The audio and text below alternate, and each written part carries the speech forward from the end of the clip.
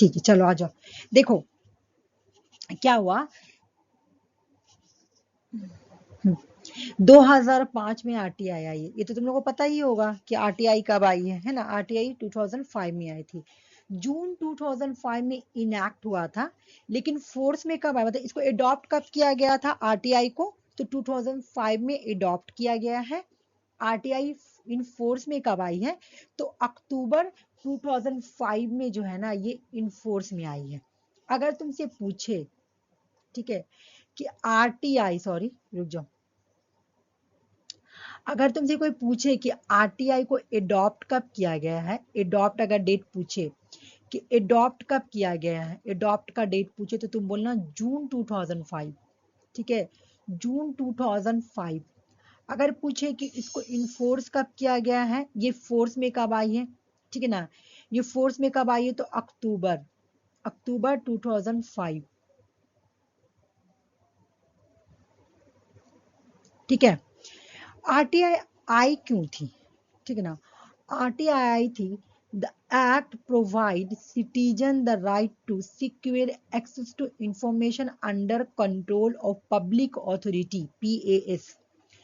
Information, citizen को information access हो, ठीक है। अगर सिटीजन है ना, अगर सिटीजन कोई इंफॉर्मेशन लेना चाहे तो वो इंफॉर्मेशन ले सकता है, ठीक है ना।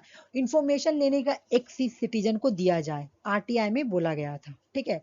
लेकिन आरटीआई किसको रिप्लेस की थी, ये क्वेश्चन भी आता है, ठीक है ना। आरटीआई किसको रिप्लेस करके आई है, तो फ्रीडम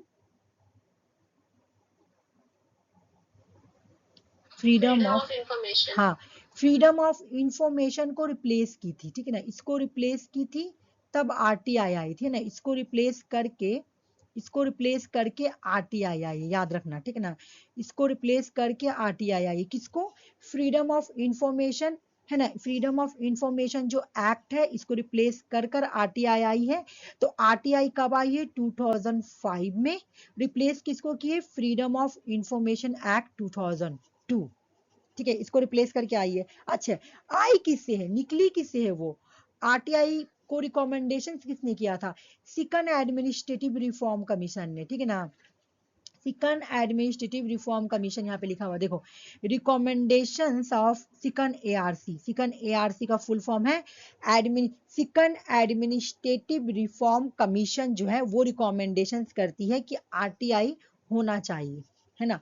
आरटीआई का मतलब क्या है, सिटीजन को एक्सेस हो, वो इंफॉर्मेशन ले सके, ठीक है ना। तो आरटीआई आई क्यों है, ओपननेस के लिए, है ना, ट्रांसपेरेंसी के लिए, अकाउंटेबिलिटी के लिए, सिटीजन को एम्पावरमेंट करने के लिए, ठीक है। ये एक छोटा सा मतलब तुमको ओवरव्यू मिल गया, ठीक है। चलो क्वेश्चन का आंसर दो।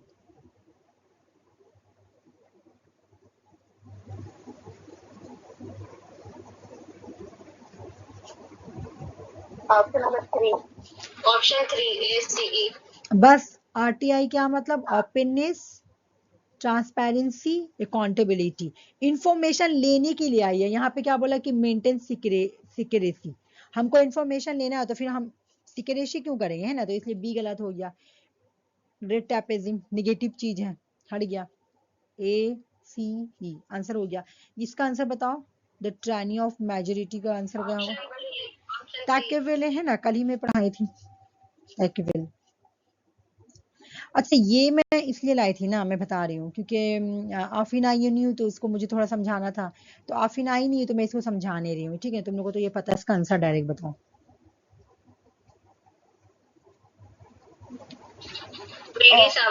अरे का आंसर भी आ गया, आंसर आ गया, हाँ और 70 का कौटिल्य, हाँ हाँ हाँ हाँ बिल्कुल, हाँ देखो, द इंडियन, एक minute, the Indian war of independence 1857, ये बुक किसका है, ये बुक है वीडी सावरकर, हाँ वीडी सावरकर का ये बुक है, ओके।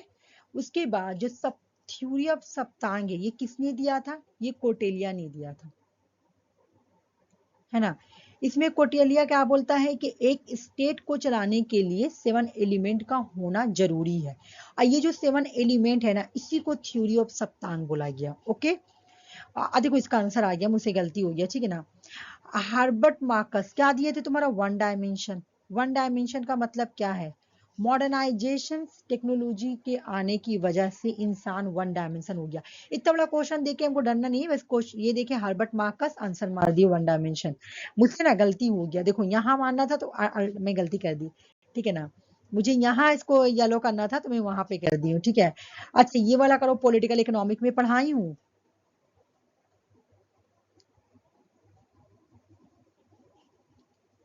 पॉलिटिकल इकोनॉमिक से कौन कौन जुड़े हुए हैं, B, C, D, E. चलो मैं तुम्हारा आंसर रख रही हूँ। Option number 3. अच्छा सुषमा तुम बताओ मुझे, सुषमा हाँ बता रहे बताओ।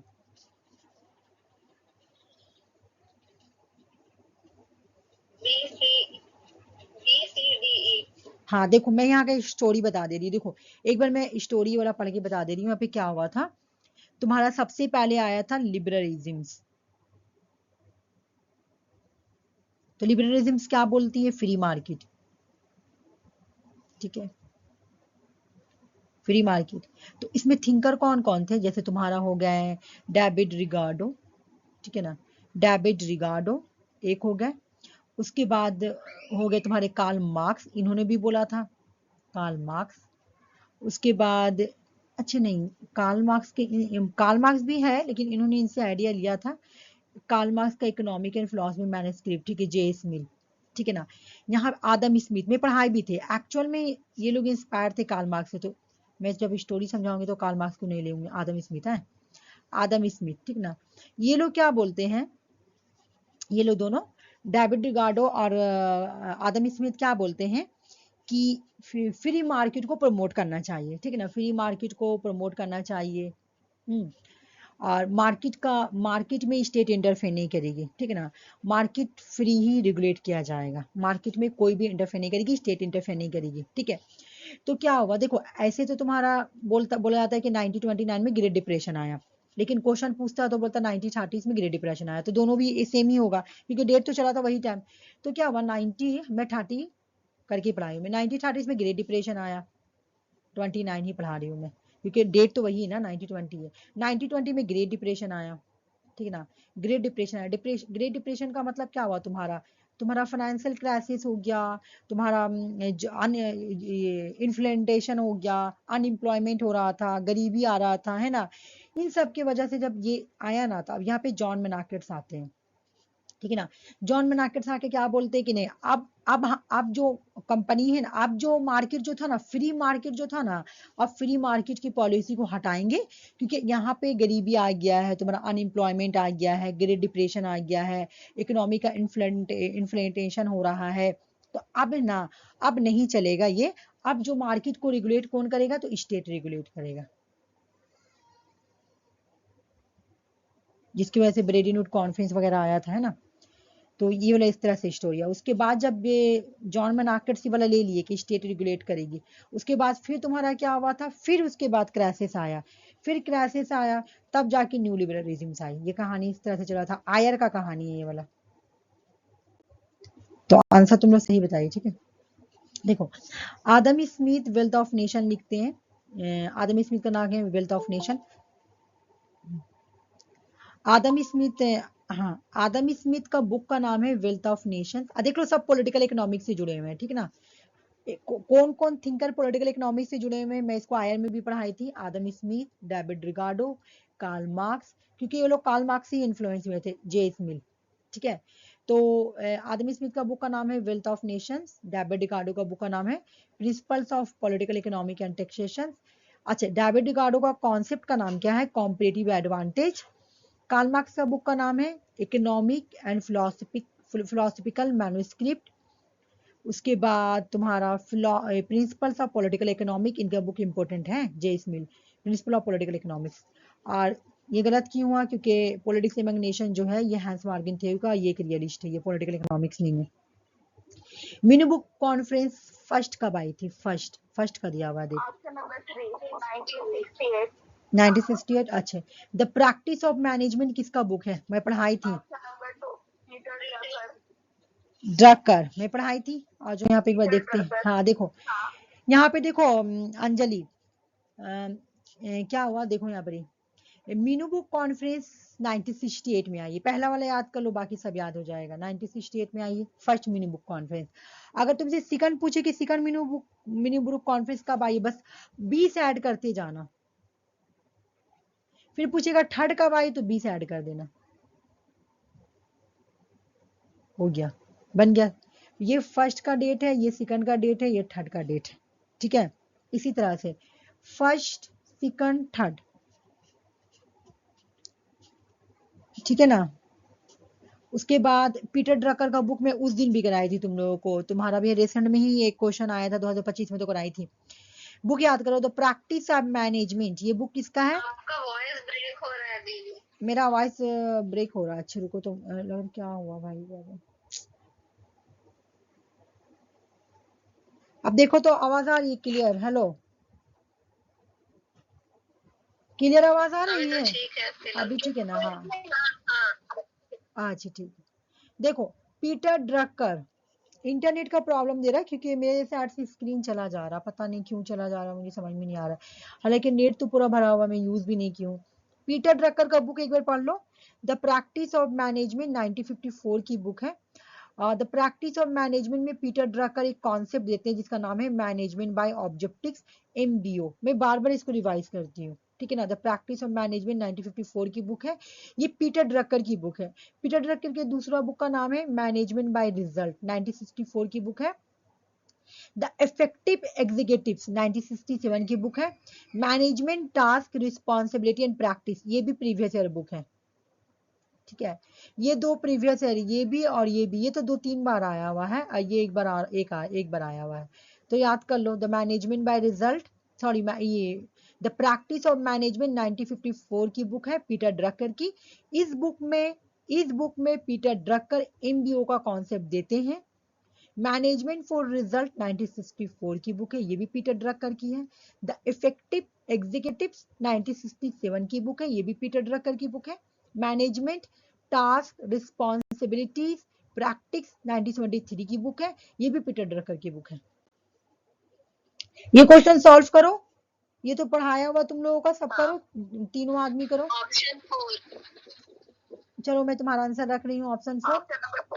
अच्छा अंजलि तुम बताओ, अंजलि तुम बताओ, मैं उस दिन पढ़ाई ह्यूमन रिलेशंस क्या होगा? Human relation Elton Mayo. Bonded relationship पढ़ाई थी, हाँ है ना, बॉन्डेड रिलेशनशिप पढ़ाई थी तुम्हारा हर्बर्ट साइमन। सैटिस्फैक्शन इक्विलिब्रियम किसका था तुम्हारा? Chester Barnard. उसके बाद हाँ हाँ हाँ हाँ एकदम सही बोली, ठीक। चलो आ गया आंसर, ठीक है। तो आंसर बन रहा तुम्हारा डी, हो गया तुम लोग का आंसर सही, ओके। अब मैं ये नहीं समझाऊंगी क्योंकि मुझे लगा आफरीन आएगी तो मुझे समझाना पड़ेगा, तो अभी तो वो आई नहीं क्लास में। चलो जॉन मेनाकेट का भी क्वेश्चन आ गया, करो। जॉन मेनाकेट क्रिटिसाइज करते हैं कैपिटलिस्ट इकोनॉमी को क्यों? अच्छा इन लोगों को बोलने तो उसके बाद में बोल रही हूँ। आरसी का आंसर आया 3। जॉन मेनाकेट क्रिटिसाइज करते हैं कैपिटलिस्ट इकोनॉमी को क्यों? अभी मैं बताई होगा है ना, ग्रेट डिप्रेशन आया था। हाँ हाँ जो हाँ बिल्कुल, मैं बोली क्या कि तुम्हारा आदम स्मिथ थे और उसके बाद डेविड रिगार्डो थे। ये लोग क्या करते थे? फ्री मार्केट को सपोर्ट करते थे। अभी मैं उधर भी बताई कि फ्री मार्केट को ये लोग सपोर्ट करते थे, ठीक है। लेकिन क्या हुआ, फिर भी क्या हुआ, ग्रेट डिप्रेशन आया 1929 में, ओके। उसके बाद ग्रेट डिप्रेशन आया तो अनएम्प्लॉयमेंट आ गया था। उसके बाद जो मार्केट फोर्स जो रिड्यूस हो गया था बेस, उसके बाद गुड एंड सर्विस का डिमांड भी कम हो गया था। इस वजह से जॉन मेनाकेट बोलते हैं कि अब जो मार्केट को रेगुलेट जो है कोई इंडिविजुअल या सेल्फ रेगुलेट नहीं होगा, बल्कि अब मार्केट को स्टेट रेगुलेट करेगी। इसलिए वो क्या करते हैं, कैपिटलिस्ट इकोनॉमी को क्रिटिसाइज करते हैं और बोलते हैं अब से मार्केट कौन रेगुलेट करेगा? तो स्टेट रेगुलेट करेगी, है ना। तो आंसर तुम्हारा ये हट जाएगा ई वाला, और तुम्हारा ABCD आंसर हो जाएगा, है ना। क्योंकि ऐसे भी अगर तुम देखोगी ना, सारा ही तुम्हारा बोल रहा है कि मतलब ये डिप्रेशन आया, अनएम्प्लॉयमेंट आया, रिड्यूस हुआ, फिर रिड्यूस हुआ, और यहाँ बोला तुम्हारा हैप्पीनेस, ई हट जाएगा तुम्हारा और आंसर हो जाएगा C, है ना। चलो ये तो फिर बताने का जरूरत ही नहीं है जब आंसर आ गया तो, है ना, रॉबर्ट मिचल्स। अरे इसमें मुझे बताओ आवाज आ रही कि नहीं क्लियर? हाँ बस ठीक है। अच्छा मैं तो ये स्टार्ट कर दी हूँ ना। अच्छा ठीक है, लैपटॉप को कनेक्ट नहीं की हूँ। अच्छा लाइट जाएगा, वो खुद से खुद कनेक्ट हो जाएगा। रुको तो मैं थोड़ा लाइट को बढ़ा देती हूँ। हाँ ठीक है, लाइट ठीक है, ज़्यादा भी नहीं, इतना ठीक है।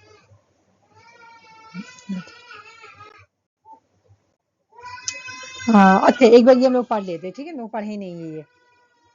जैसे तुम सुनी होगी ये नाम, अ, नाम नाम बूदरी पैड, नाम बूदरी पैड गवर्नमेंट, ठीक है। ये नाम है, ये हम लोग बहुत बार सुने हैं PYQ में भी, कि नाम बोदरी पैड जो है ये कौन है, ठीक है ना। ये जो नाम बोदरी पैड है ना, ये एक कम्युनिस्ट लीडर है, ठीक है। तो ये क्या हुआ था, इनका पूरा नाम है EMS नैम बूदरी पैड, ठीक है। ये ये कम्युनिस्ट लीडर थे और ये केरला में 1957 में ये वहां पे इनका गवर्नमेंट आया था, मतलब वहां की ये चीफ मिनिस्टर बने थे, ठीक है। तो क्वेश्चन तुमसे पूछा गया कि इनको कब डिसमिस किया गया, सब कब हटाया गया था इनको। तो इनको 1959 में हटाया गया था वहां से, आर्टिकल 356 का यूज कर कर। आर्टिकल 356 क्यों यूज किया जाता है, क्यों यूज किया जाता है बताओ, मैं पढ़ाई थी ना, प्रेसिडेंट रूल लगाने के लिए, हाँ इमरजेंसी। है ना। प्रेसिडेंट रूल लगाने के लिए हम लोग क्या करते हैं, ये इंडिया में प्रेसिडेंट रूल लगाने के लिए कौन सा आर्टिकल का यूज किया जाता है, आर्टिकल 356, ठीक है। देखो मेरी आवाज आ रही है आफरीन, बोलो क्लियर आवाज आ रही है? हाँ आ रही है ना, ठीक है। हाँ देखो अभी क्लास स्टार्ट की हुई, एक क्वेश्चन कंप्लीट हुआ है, ठीक है। तो मेरी बात समझो, यहाँ पे एक लीडर है, इनका नाम है नाम बोदरी पैड, ठीक है। ये कम्युनिस्ट लीडर है, ठीक है ना। कहाँ के लीडर थे, तो ये केरला के लीडर थे। ये उस टाइम ये ना 1957 में, दोनों सुनना, ठीक है। 1957 में ये केरला में चीफ मिनिस्टर बनते हैं, ठीक है ना। केरला में चीफ मिनिस्टर बनते हैं। तो जब ये चीफ मिनिस्टर बनते हैं, मेरी बात सुनो, CM बनते हैं। उस टाइम थी गवर्नमेंट किसकी, तुम्हारा कांग्रेस का गवर्नमेंट था, ठीक है। तो तुमको पता है ना कि एक आर्टिकल 356 का यूज कर कर अगर इंडिया में किसी भी स्टेट में प्रेसिडेंट रूल लगाना है तो कौन सा आर्टिकल का यूज करते हैं, आर्टिकल 356, ठीक है। ये आर्टिकल यूज कर कर प्रेसिडेंट क्या करता था, ये आर्टिकल यूज कर कर CM को हटाकर वहां पे प्रेसिडेंट रूल लगा देते था, ठीक है ना, ऐसा था। तो क्या हुआ कि आर्टिकल 356 का यूज कर कर 1959 में, ठीक है, नैम बोदरी पैड को हटा दिया गया था केरला से, ठीक है। कि अब आप यहाँ पे चीफ मिनिस्टर नहीं रहिएगा, आप हटिए, यहाँ पे हम लोग प्रेसिडेंट रूल लगाएंगे, ठीक है। बोला गया कि ये जो था ना, ये फर्स्ट प्रेसिडेंट रूल था इंडिया में। इंडिया में पहला कोई ऐसा स्टेट था जहां पे प्रेसिडेंट रूल लगा था, ठीक है। तो अगर तुमसे ऐसे भी क्वेश्चन पूछ लेगा कि पहली बार इंडिया में प्रेसिडेंट रूल कब लगा था, ठीक है, तो एक तो हो गया तुम्हारा आंसर 1959 में। तो किस पे लगा था, तो नैम बूदरी पैड पे लगा था, ठीक है। नैम बूदरी गवर्नमेंट ये कम्युनिस्ट गवर्नमेंट था, ये कम्युनिस्ट लीडर थे, ओके। क्वेश्चन आया तुम्हारा मैच करना कि कब डिसमिस किया गया था नैम बूदरी पैड गवर्नमेंट को, कब डिसमिस किया गया था, कब हटाया गया था। तो 1959 में हटाया गया था। ये 1957 में केरला में चीफ मिनिस्टर बने थे, ठीक है। लेकिन इनको 1959 में हटा दिया गया था, ये बोलकर कि आप गवर्नमेंट को ठीक से नहीं चला रहे, इसलिए आर्टिकल 356 का यूज करके प्रेसिडेंट रूल लगा दिया गया था, ओके। ये बात समझ में आया कि नहीं? क्वेश्चन अगर आए कि इंडिया में पहली बार प्रेसिडेंट रूल कब लगा, तो 1959 में। कौन सा चीफ मिनिस्टर को हटाया गया था, तो नैम पोदरी पैड को, ठीक है। और अभी क्वेश्चन आया तुम्हारा कि नैम पोदरी पैड को कब हटाया गया, तो 1959 में, ओके। दूसरा क्वेश्चन देखो, ऑपरेशन ब्लू स्टार, ये बहुत इंपॉर्टेंट है, ये पढ़ना बहुत इंपॉर्टेंट है, ठीक है ना। ऑपरेशन ब्लू स्टार क्या है, स्टोरी सुनो। तुम लोगों को पता होगा कि इंदिरा गांधी को कैसे उनको कत्ल किया गया था। इंदिरा गांधी क्या की थी, ऑपरेशन, हाँ ऑपरेशन ब्लू स्टार स्टार्ट की थी, रट लो। ऑपरेशन ब्लू स्टार कब हुआ था इंडिया में, 1984 में, ठीक है। क्या हुआ था यहाँ पे कि this was a military operation ये जो ऑपरेशन है इसका नाम था ऑपरेशन ब्लू स्टार, ठीक है ना। ये एक मिलिट्री ऑपरेशन था। प्राइम मिनिस्टर नरेंद्र मोदी मैं बोल रही हूँ, sorry, order by prime minister Indira Gandhi. Indira Gandhi military को ऑर्डर देती है 1984 में कि तुम गोल्डन टेम्पल में अंदर चले जाओ, ठीक है, अमृतसर पंजाब में। रिलीजियस प्लेस है, आप किसी की भी रिलीजियस प्लेस पे आप मिलिट्री को बोलिएगा कि चली जाए, ठीक है ना। वो भी मतलब एक रिलीजियस प्लेस कैसा होता है कि मतलब चप्पल सैंडल जो होता है, जो भी स्लीपर वगैरह होता है उसको बाहर उतार के जाओ, है ना। लेकिन मिलिट्री तो ये रूल फॉलो नहीं किया, वो डायरेक्ट सडनली बिल्कुल जैसे कि अंदर चली गई रिलीजियस प्लेस में, है ना। तो ये क्या हुआ था, this goal was to remove militant leader Jarnail Singh Bhindranwale. ये क्वेश्चन भी आता है, ठीक ना, भिंडवाला, कि कौन मारा था इंदिरा गांधी को, मतलब किसके किसके वजह से लड़ाई हुआ था भिंडवाला से, ठीक है ना। इंदिरा गांधी का इनसे लड़ाई हो रहा था, तो इंदिरा गांधी को ये लगा था ना कि एक मिलिटेंट लीडर है, तो ये जाकर अमृतसर जो गोल्डन टेम्पल है ना वहां पे ये छुप कर है। तो इंदिरा गांधी क्या की थी, इनको पकड़ने के लिए, भिंडवाला को पकड़ने के लिए, भिंडरा वाला को पकड़ने के लिए मिलिट्री को अंदर बोल दी थी कि तुम चले जाओ गोल्डन टेम्पल में। अब इसका नतीजा क्या निकला, कंक्लूजन क्या निकला, मैं बता रही हूँ। देखो क्या हुआ कि जब आर्मी अंदर गई, ठीक है, तो ये ऑपरेशन का कॉज क्या हुआ कि सिख जो है ना भड़क गए। सिख को ये लगा कि ये तो मेरा, गुस्सा हो गए वो लोग, एंगर हो गए, ठीक है। क्यों, सिखों में गुस्सा देखने को मिला, क्यों भाई, क्योंकि वो एक रिलीजियस प्लेस है ना, रिलीजियस प्लेस में आप चप्पल पहन के नहीं जा सकते।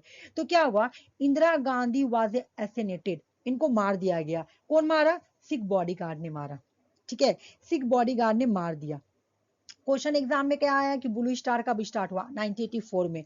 फिर एक क्वेश्चन तुम्हारा ऐसे आता है कि तुम्हारा कि विंड वाला एकॉर्ड किसके साथ हुआ था, है। तो ये बात सुनो, यहाँ पर से भी एक स्टोरी आएगा कि यहाँ लड़ाई किसके साथ हो रहा है, इंदिरा गांधी और भिंड वाला के साथ, है ना। उसके बाद इसके बेटा इसके साथ एकॉर्ड कर लेता है, मतलब राजीव गांधी एकॉर्ड कर लेता है, लेकिन वो तो अलग बात है। यहाँ पे समझो, इंदिरा गांधी को मारा कौन था, तो तुम्हारा एक बॉडीगार्ड मारा था। और ये ऑपरेशन ब्लू स्टार किसने स्टार्ट किया था, तो 1984 में इंदिरा गांधी स्टार्ट की थी, है ना। इंदिरा गांधी स्टार्ट की थी, तो उसने क्या किया था ब्लू स्टार में, उसने बोला था गोल्डन टेम्पल में उसने आर्मी को घुसवा दिया था, किसको पकड़ने के लिए, जर्नैल सिंह भिंडरावाला को जो है ना पकड़ने के लिए। वो आर्मी को बोले थे कि तुम चले जाओ में ये गोल्डन टेम्पल के अंदर और उनको ढूंढने के लिए।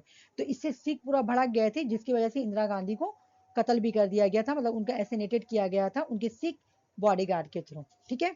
समझ में आ गया ये वाला। उसके बाद ये वाला समझो, ये एग्जाम में बहुत बार आता है, बहुत बार। देखो क्या हुआ, जैसे जैसे एग्जाम में अभी आया है ना, तो वैसे ऐसे मैं लाई हूँ ना, तो पहले तुम्हारा ये आया उसके बाद ये आया, ठीक है ना। लेकिन जो जैसे सुन लो, देखो क्या हुआ, ये देखो, ये भी क्या है, ये सरकारिया कमीशन है, दोनों को मैं साथ पढ़ा दिया। ये क्या है, ये पूंजी कमीशन है, ठीक है ना। पूंजी कमीशन तुम देखी होगी, Sushma previous year question solve की होगी, तो पूंजी कमीशन कितना बार क्वेश्चन आया है ना। मदन मोहन मालविया पूंजी कमीशन पूरा बोला जाता है इसको पूरा, है ना। ये क्वेश्चन बहुत एग्जाम में आता है, तो इसको हम लोग अच्छे से पढ़ेंगे। देखो एक है यहाँ पे सरकारिया कमीशन और एक यहाँ पूंजी कमीशन, दोनों का पर्पस एक है, दोनों सेंटर और स्टेट रिलेशन करके लिए आई है। दोनों क्यों आई थी, दोनों का पर्पस क्या था, सेंटर स्टेट रिलेशन को स्टडी करने के लिए। दोनों का एक ही पर्पस है, सेंटर और स्टेट रिलेशंस को स्टडी करने के लिए आई थी। मदन मोहन, पूंजी कमीशन याद करो, पूरा याद करने की जरूरत नहीं, एग्जाम में ऐसे आता है। देखो पहले क्वेश्चन कैसे आता है, ऐसे आता है, पूंजी कमीशन क्यों आई थी, इसमें से 4 ऑप्शन दे देगा और बोलेगा पूंजी कमीशन क्यों आई थी। तो तुम्हारा आंसर होगा, पहला आंसर कि ये सेंटर और स्टेट रिलेशन की स्टडी करने के लिए आई थी, हो गया, ठीक है ना। फिर आता है कि पूंजी कमीशन आया कब था, तो ये 2007 में आया था। देख लो 2007 में पूंजी कमीशन को सेटअप किया गया था। लेकिन पूंजी कमीशन को रिपोर्ट भी याद करना है कि रिपोर्ट कौन सा सबमिट किया गया था, तो रिपोर्ट जो है ना 2010 में सबमिट किया गया था। हम 3 चीज पढ़े, पूंजी कमीशन क्यों आई थी, उसका पर्पस क्या था, थीम क्या था, तो सेंटर स्टेट रिलेशंस के लिए आई थी, सेंटर स्टेट रिलेशंस स्टडी करने के लिए आई थी, ठीक है। डेट क्या है 2007। अच्छा रिपोर्ट सबमिट कब की थी, तो 2010। चेयरमैन कौन है, तो चेयरमैन वही जस्टिस एम पूंजी, है ना, मदन मोहन मालविया पूंजी, ठीक है, हो गया। अब उसके बाद ये वाला तो कंप्लीट हो गया। इसमें हम लोग क्या पढ़े कि पूंजी कमीशन 2007 में आई थी, 2010 में इसका रिपोर्ट सबमिट किया गया था, चेयरमैन जस्टिस एम पूंजी। और ये आई क्यों थी, पर्पस क्यों क्या था इसका, सेंटर स्टेट रिलेशन को स्टडी करने के लिए आई थी, ओके। रिपोर्ट का सबमिट हुआ था तो 2010 में। अब आ जाओ, सरकारिया कमीशन का भी पर्पस यही है, सरकारिया कमीशन भी इसीलिए आई थी, सेंटर स्टेट रिलेशंस को स्टडी करने के लिए, ठीक है ना। दो कमीशन पढ़े, दोनों का पर्पस सेम था, ठीक है ना। सरकारिया कमीशन आई कब थी, तो देखो 1983 में आई थी, याद कर लो, बहुत बार एग्जाम में आया हुआ क्वेश्चन है, नेट और सेट में आता है। 1983 में आई थी, आई कब थी, सेटअप कब किया गया था 1983, लेकिन रिपोर्ट कब सबमिट हुआ था, तो 1987 से 1988 में रिपोर्ट सबमिट हुआ था। ओके, अब एक चीज यहाँ पे आर पढ़ना जो आता है एग्जाम में, इनकी चेयरमैन का नाम क्या है, तो इनका चेयर नाम है R S Sarkaria, R S Sarkaria, justice R S Sarkaria इनका चेयरमैन है, ठीक है। हम क्या पढ़े सरकारिया कमीशन में कि 1983 में आई थी, ठीक है। सबमिट रिपोर्ट कब की थी, तो 1987 से 1988, दोनों में से कोई भी एक डेट रहेगा मार देंगे, कोई प्रॉब्लम नहीं है, ठीक है। और पर्पस क्या था भाई, तो सेंटर और स्टेट रिलेशन को स्टडी करने के लिए आई थी। समझ में आ गया, क्वेश्चन सॉल्व करो, ठीक है, क्वेश्चन सॉल्व करो। डेट आया यहाँ पे, डेट आया भैया, और प्रीवियस क्वेश्चन सॉल्व करेंगे ना तो थीम भी पूछा है, ठीक है। आंसर बताओ, अच्छे से देख लेना, एक यहाँ पे क्वेश्चन आए, ओ नहीं ठीक है, ओ नहीं ये दूसरा चीज है ना, क्या बोली सुषमा, एक नंबर, एक नंबर। मैं आरसी का आंसर लिखी हूँ, तुम लोग भी बताओ, अच्छे से मैच करो, टेंशन नहीं है। हाँ ठीक है तुम्हारा। अच्छा आफरीन तुम बताओ, देखो नैम, हाँ ठीक है बिल्कुल सही बताई। देखो नैम बोदरी पैड को कब हटाया गया था तुम्हारा, बताओ मुझे डेट, कब हटाया गया था, कहाँ पर डेट कहीं नहीं दिया हुआ इसको, इसका डेट कहाँ, हाँ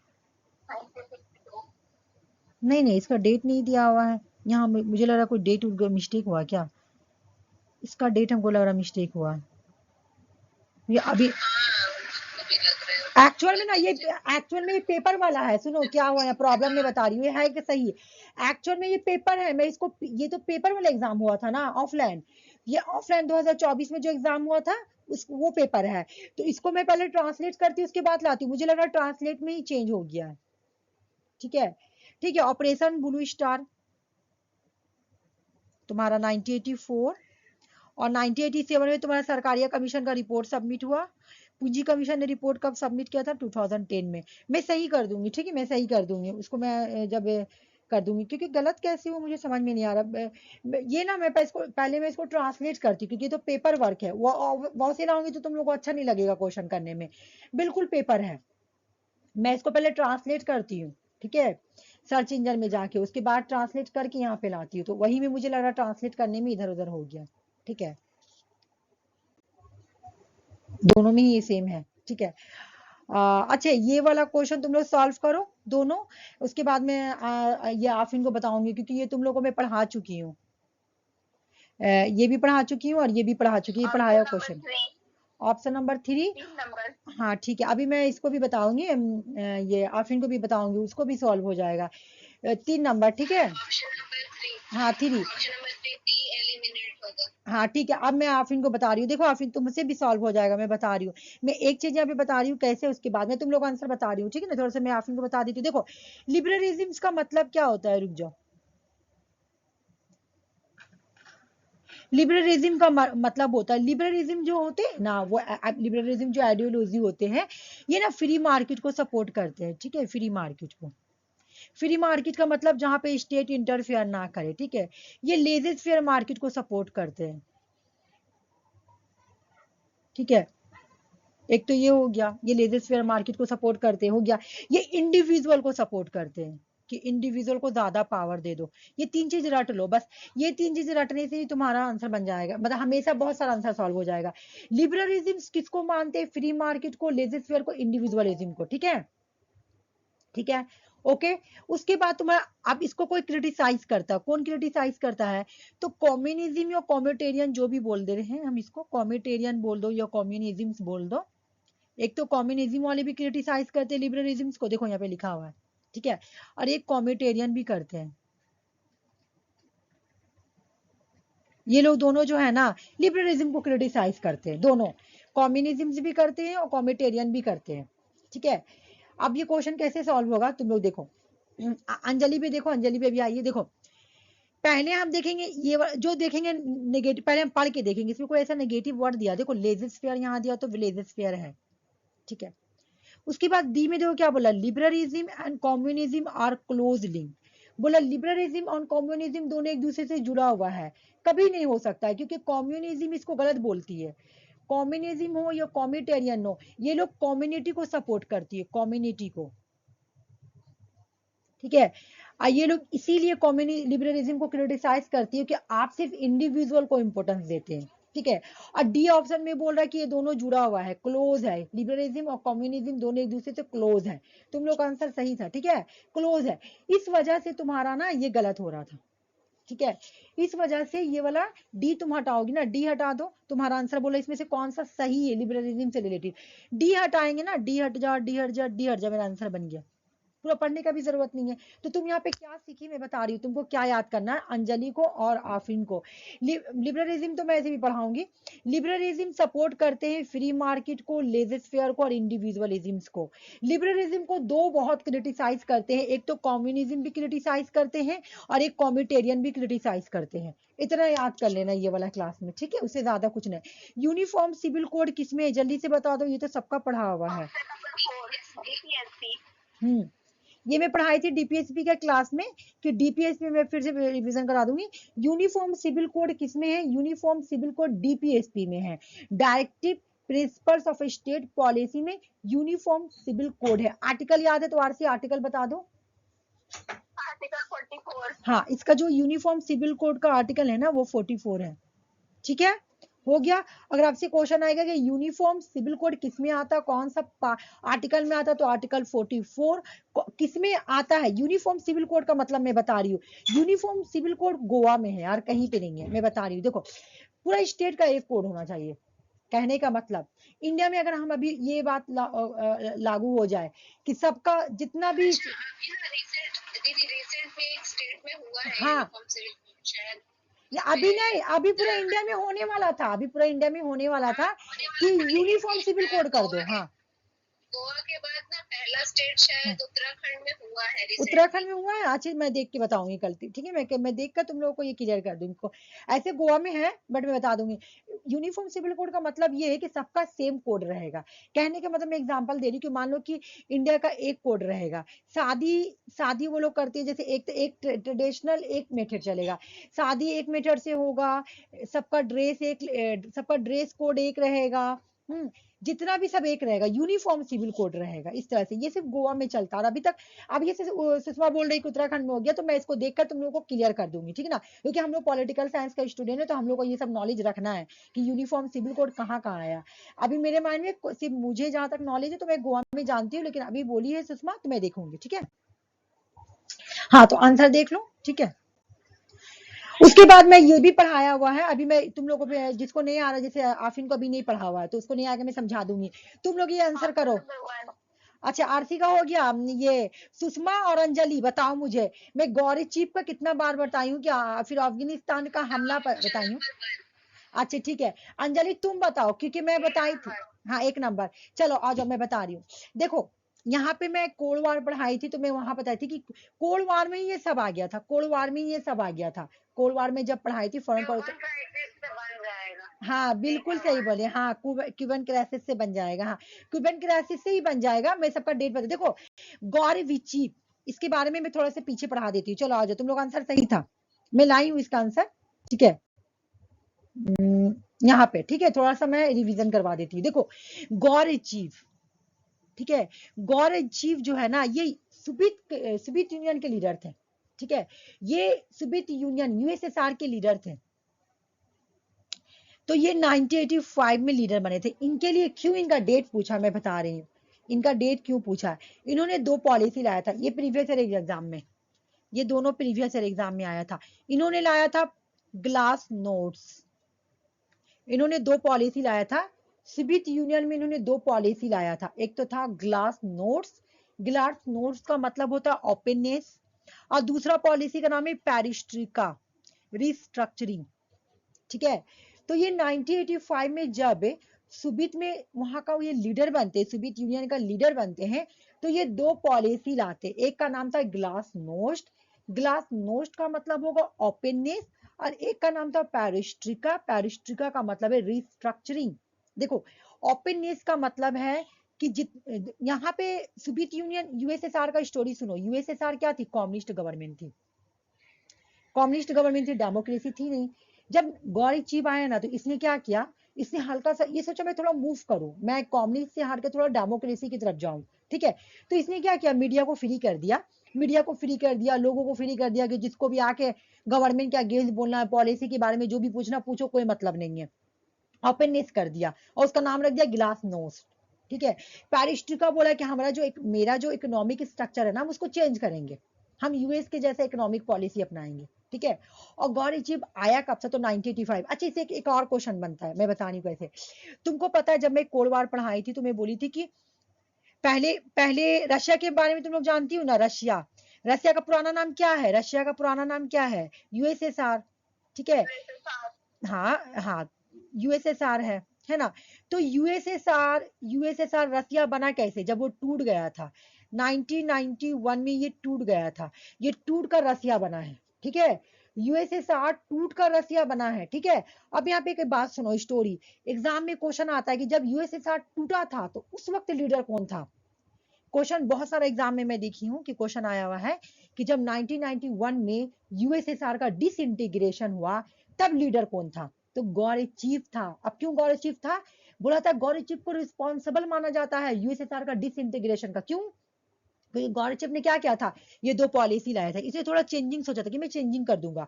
इसने ग्लास नोस्ट लाया, इसने पैरिस्ट्रिका लगाया। यही सब पॉलिसी की वजह कर बोला जाता है कि कहीं ना कहीं एक तरीके से गॉर्बेचोव को रिस्पॉन्सिबल माना जाता है यूएसएसआर का डिसइंटीग्रेशन का। तो एग्जाम में क्वेश्चन भी आता है कि जब यूएसएसआर का डिसइंटीग्रेशन हुआ तो लीडर कौन था। तो यहाँ पे बहुत सारा क्वेश्चन बन जाएगा। एक तो तुम्हारा ये कि गॉर्बेचोव कब आया था, तो 1985 में। लीडर कब बना? तो गौरी चीफ ने क्या दो पॉलिसी लाया था? तो एक तो ग्लास नोस्ट और एक तो पैरिस्ट्रिका। ये प्रीवियस ईयर क्वेश्चन है, ठीक है।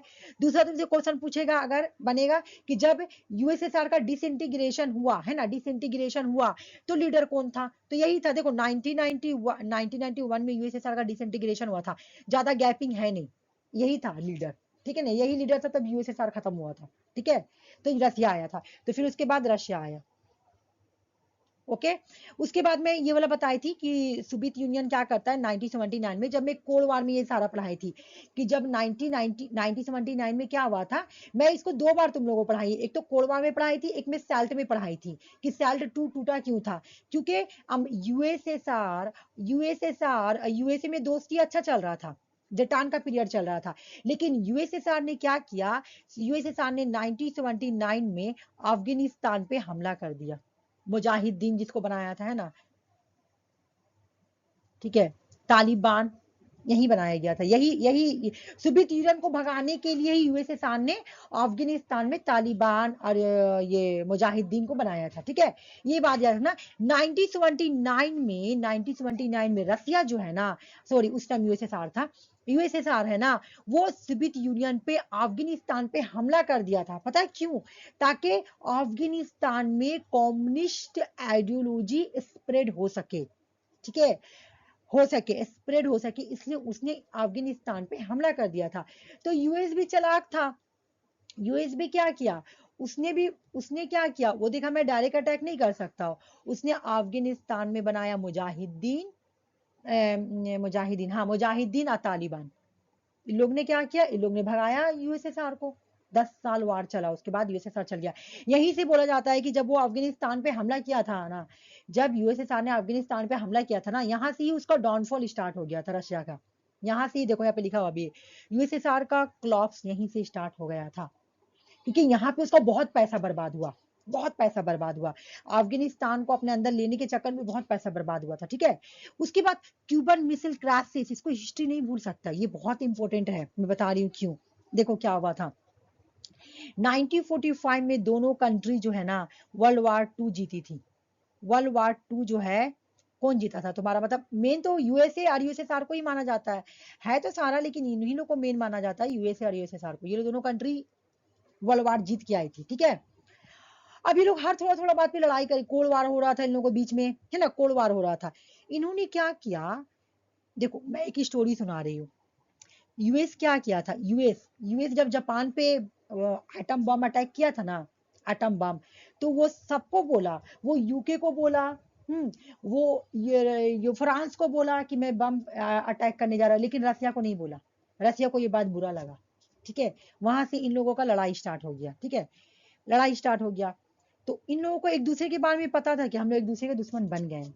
तो रसिया के बगल में ना एक इलाका था, ठीक है, रसिया के बगल में एक इलाका था, यूएस ने क्या किया, यहाँ पे बम लगा दिया, बम, ठीक है, यहाँ पे बम लगा दिया कि बस एक बटन टीपेगा रसिया खत्म, ऐसा करके बम लगा देता यूएस। रसिया को ये बात पता नहीं था, मतलब यूएस चुप से लगाया था, यूएस को पता था कि ये तो मेरा दुश्मन बन गया है, ठीक है, मैं यहाँ पे बम लगा दे, इसके नेबरिंग कंट्री के पास ही लगा दिया था, ठीक है। तो यूएसएसआर भी बेवकूफ नहीं था। यूएस है ना, यूएस के बगल में तुम्हारा क्यूबा है, यहाँ पे ये बहुत अच्छा स्टोरी समझना, ठीक है। हम लोग पॉलिटिकल साइंस के स्टूडेंट, तो हमें सबको पता रखना, ये क्यूबा है, यहाँ यूएस के बगल में क्यूबा है। और यूएस एक ऐसा कंट्री है ना जो चारों तरफ से घिरा हुआ, मतलब कोई इसको अटैक कर नहीं पाएगा। वो बहुत ही मजे से था, मुझे तो कोई अटैक नहीं कर पाएगा, मुझे कोई बम अटैक नहीं कर पाएगा। तो क्यूबा से और यूएस से थोड़ा बहुत मतभेद हो गया, मतलब लड़ाई हो गया कोई बात पे। यूएसएसआर गया यहाँ पे, इसे दोस्ती कर लिया, दोस्ती करके यहाँ पे ईबी बम लगा दिया, क्योंकि उसको पता चल गया था, ईबी का क्या बम लगा दिया, ठीक है। यूएस को पता चला कि इसने भी क्यूबा में बम लगा दिया, दोनों आर्मी भिड़ गई, यहाँ से यूएसएसआर की रेड आर्मी और यहाँ से यूएस की आर्मी, दोनों। यूएसए बोला कि ठीक है, मैंने जो यूएसएसआर को बोला कि ठीक है, मैंने जो आपके नेबरिंग में, यूएसएसआर को बोल रहा है यूएस कि हम आपके नेबरिंग में जो जो लगाए हैं बम, हम उसको हटा रहे हैं, आप भी हटा दीजिए। देखो क्यूबा का स्टोरी सुनो है। तो यूएसएसआर बोला हम नहीं हटाएंगे, लड़ाई तो होगा, ठीक है। दोनों दोनों दोनों फौज दम करीब आ गया, दोनों लड़ने के लिए, ठीक है। क्यूबा मिसाइल क्राइसिस अगर होता ना दोनों कंट्री, क्योंकि दोनों ही सुपर पावर था, तो ये थर्ड वर्ल्ड वार में आ जाता। तब दोनों को रियलाइज हुआ ये बात यहाँ पे क्यूबा मिसाइल क्राइसिस में, कि हम लोग दोनों ही बहुत ही कैपेबल है, हम लोग दोनों ही एक दूसरे को खत्म कर सकते हैं। वो क्यूबा पे बम लगाकर है और ये मेरे नेबरिंग कंट्री के पास बम लगाकर है, हम लोग दोनों ही एक दूसरे को खत्म कर देंगे, है ना, हम दोनों को ही खत्म कर देंगे, ये थर्ड वर्ल्ड वार में कन्वर्ट हो सकता है। तब जाके दोनों ठंडा पड़ गया, तो यहाँ पे डेटान भी बोलते हैं, यहाँ डेटान हो गया था। जब दोनों समझा ना कि इसका जो क्यूबा क्राइसिस इसीलिए इसको बोला जाता है, क्यूबा मिसाइल क्राइसिस इसीलिए बोला जाता है कि यहाँ पे ठंडा पड़ गया। अगर ठंडा नहीं पड़ता तो थर्ड वर्ल्ड वार होता, दोनों कंट्री खत्म। दोनों दम बहुत ही क्लोज आ गया था और दोनों को पास ही न्यूक्लियर वेपन था, दोनों के पास ही, दोनों दम भिड़ गया था, हम लोग खत्म करेंगे तो करेंगे एक दूसरे को। फिर सडनली दोनों का माइंड में आया कि नहीं, अब हम लोग को रुक जाना चाहिए, क्यों, थर्ड वर्ल्ड वार हो जाएगा। और जो डिस्ट्रक्शन होगा ना, जो डिस्ट्रक्शन हो रहा, जो सुनी थी ना, मैड यहीं पे आया था, जो डिस्ट्रक्शन होगा ना वो मैड होगा, ठीक है, बहुत ही भयानक डिस्ट्रक्शन होगा, दोनों कंट्री खत्म हो जाएंगे। तब यहाँ से डिटान का पीरियड स्टार्ट हो गया, यही रीजन बना था डिटान का, ठीक है। फिर दोनों हटा पीछे पीछे जल्दी जल्दी, यहीं से डिटान का पीरियड स्टार्ट हुआ था, क्यूबा मिसाइल क्राइसिस से आ गया था, दोनों बहुत क्लोज आ गया था न्यूक्लियर वार करने के लिए, ठीक है। लेकिन जैसे उन लोगों को ये माइंड में बात आया ना कि बहुत ही भयानक डिस्ट्रक्शन होगा, दोनों कंट्री खत्म हो जाएंगे, तब पीछे हट गया था, ठीक है। तो ये कब हुआ था, तो ये 1962 में हुआ था, ये पूरा स्टोरी एक। फिर उसके बाद क्या हुआ था कि सोवियत यूनियन क्या करता, हंगरी पर जो है ना इन्वेंशन कर देता है 1956 में, ठीक है। ये सब मैं कोल्ड वार में पढ़ा चुकी हूँ। अच्छा, ये पब्लिक एडमिनिस्ट्रेशन बनाओ, अभी मैं उस दिन क्लास करवाई हूँ, अभी मैं आप इनको बता दूंगी, इन लोगों को करने दो, करो तुम लोग। Option number 3। ठीक है, सुषमा का आंसर आया। अच्छा अंजलि तुम बताओ, अभी मैं उस दिन कराई हूँ, जल्दी से बता दो आंसर, अच्छे समझ की बताओ, लेकिन बताओ आंसर बताओ। हाँ ठीक है, हाँ हाँ देखो, साइंटिफिक मैनेजमेंट टेलर बिल्कुल बोली, साइंटिफिक। लिंकिंग पिन मॉडल किसके बारे में बताई थी उस दिन, रैनिस, सॉरी रुक जाओ, उस दिन पढ़ाई थी पिंकिंग लिन मॉडल, है ना, रिनेस लेकेट के बारे में। एलिनेशन उस दिन पढ़ाई थी कार्ल मार्क्स के बारे में। न्यू पब्लिक एडमिनिस्ट्रेशन ड्यूड, हाँ सब पढ़ाया। अभी मैं अंजलि को ये एक बार आफिन को समझा दे रही, रुक जाओ। आफिन देखो, साइंटिफिक मैनेजमेंट का अगर फादर पूछे ये साइंटिफिक मैनेजमेंट कौन लाया है, तो इसका आंसर हो जाएगा तुम्हारा FW टेलर, पब्लिक एडमिनिस्ट्रेशन का ये क्वेश्चन है, ठीक है। उसके बाद होता है एक लिंकिंग पिन मॉडल, ठीक है ना।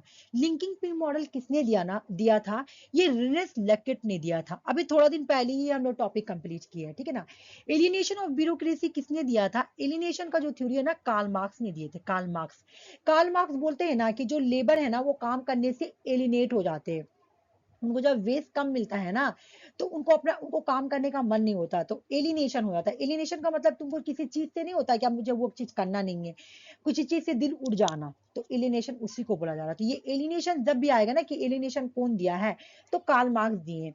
न्यू पब्लिक एडमिनिस्ट्रेशन से कौन जुड़े हुए हैं, डुवाल्डे जुड़े हुए हैं, क्योंकि यहाँ पे तुम्हारा ये भी आया था, तुम्हारा मीनू बुक कॉन्फ्रेंस आया था।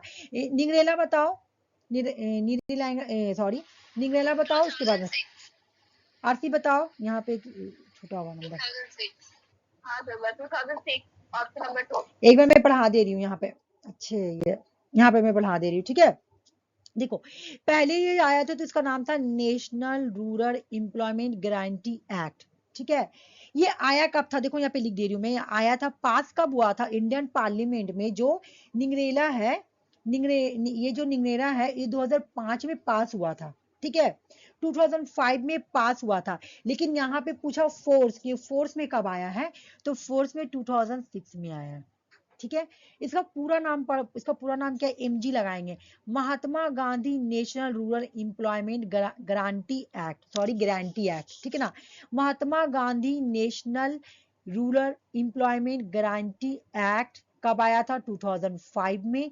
इन फोर्स में कब आया था, तो 2006 में। ये क्या है, ये बोला गया था, ये पूरा रूरल डिस्ट्रिक्ट्स के लिए आया था, ये विलेज के लिए आया था। विलेज के लोगों को 100 दिन के लिए एम्प्लॉयमेंट प्रोवाइड करना या फाइनेंशियल हेल्प करने के लिए आया था, ठीक है।